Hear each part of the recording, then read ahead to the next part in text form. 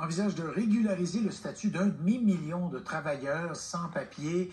Karine, c'est un très gros chiffre. Si ça se réalisait, ce serait probablement une première, une régularisation d'une telle ampleur.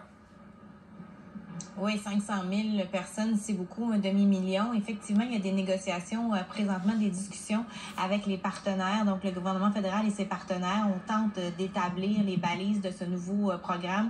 Alors, de qui on parle exactement? Je vous propose de regarder le tableau suivant. On parle des travailleurs qui ont vu leur permis ou visa expirer dans les dernières années et des personnes aussi dont le statut de réfugié a été refusé, sont bloqués au Canada en raison d'un moratoire, par exemple. Les citoyens haïtiens qui ne peuvent être expulsés dans leur pays d'origine. On parle de ces gens-là. Ça ne touche pas, par contre, les travailleurs temporaires et les demandeurs d'asile. Donc, ça touche pas les familles arrivées récemment au chemin Roxham, par exemple. Donc, le fédéral confirme effectivement qu'il y a discussion. On y pense à mettre de l'avant ce programme-là. Québec a son mot à dire, par contre, parce qu'il y a cet accord d'immigration qui a été signé entre le gouvernement fédéral et le gouvernement du Québec.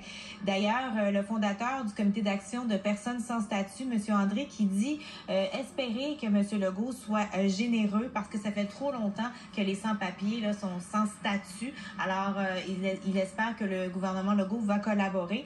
Et d'ailleurs, l'Association du barreau du Québec, la présidente Lisa Middlemiss, dit que oui, c'est un projet intéressant, c'est un projet également très ambitieux et ça pourrait, par contre, il y a certaines personnes qui auraient certaines frustrations. Alors, il faut voir comment ça va être fait, ce programme-là.